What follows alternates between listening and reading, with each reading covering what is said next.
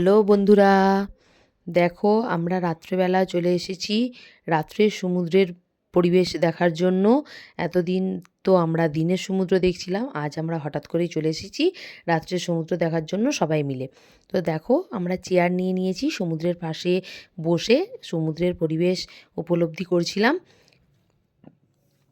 ইতিমধ্যেই এরপর দেখো সমুদ্রের ঢেউয়ে আমাদের এক বিরল জিনিস দেখতে পেলাম, বিশাল আকারের একটা কচ্ছপ।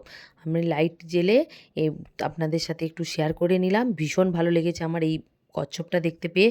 সত্যি ভাবিনি যে সমুদ্রের ধারে এসে রাত্রেবেলায় আমরা এত সুন্দর একটা জিনিস দেখতে পাবো।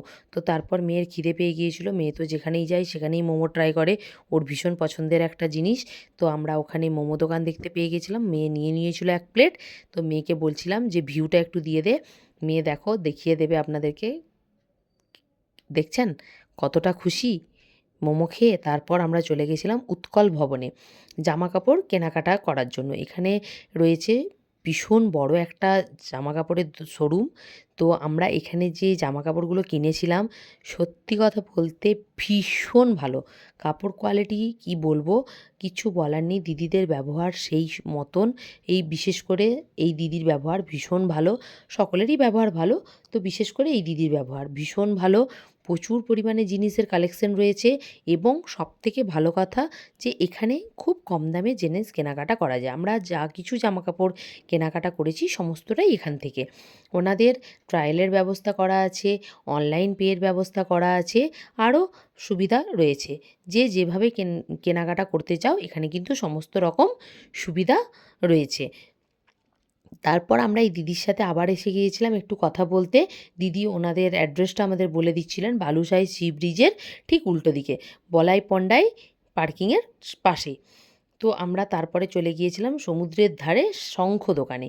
মা ওখান থেকে শঙ্খ নেবে বলে বাজিয়ে বাজিয়ে শঙ্খগুলো দেখে নিচ্ছিল।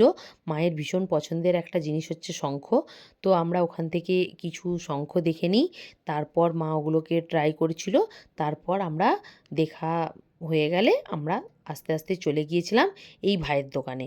এই ভাইয়ের দোকানে আমরা, ভাই বুঝতে পেরেছিল যে আমি ভিডিও করছি, তাই ও নিজের থেকেই ওর দোকানের অ্যাড্রেসটা বলছিল, বলাই পণ্ডাই পার্কিংয়ের ঠিক উল্টো দিকে, লাইট হাউসের সামনে। তো ভাইয়ের দোকানেও প্রচুর কালেকশন রয়েছে, ছোট দোকান কিন্তু প্রচুর কালেকশন রয়েছে। আমরা এখান থেকে কেনাকাটা করেছিলাম, সাধ্যমতো দাম, কোনো মানে দামের দরাদরি তো করতেই হয় না। মানে কি বলবো, আপনারা যারা আসেননি তারা অবশ্যই আমার দেওয়া অ্যাড্রেসগুলোতে একবার এসে দেখুন, আপনার খুব ভালো লাগবে। ও আমাকে বলছিল দিদি আমার পাশের দোকানটা একটু দেখিয়ে দাও। তাই দেখো ওই ভাইয়েরই পাশে আরেকটি দোকান রয়েছে, ওদেরই শঙ্খের দোকান। তো ওই ভাইয়ের দুটো দোকান, তো পাশাপাশি দুটো দোকান রয়েছে। কারোর কিছু কেনাকাটা করার থাকলে অবশ্যই এখানে এসে কেনাকাটা করুন এবং এখান থেকে কম দামে জিনিস নিয়ে যান এবং আরও ভিডিওতে প্রচার করুন, যাতে ওনারা এর দ্বারা জীবিকা নির্বাহ করতে পারে। এই জন্যই ভাই বুঝতে পেরেছিল ভিডিও করছি, তাই আমি ওকে বারবার বলছিল দিদি আমার দোকানগুলো একটু অ্যাডভার্টাইজ করে দাও। যাই হোক, গুড নাইট।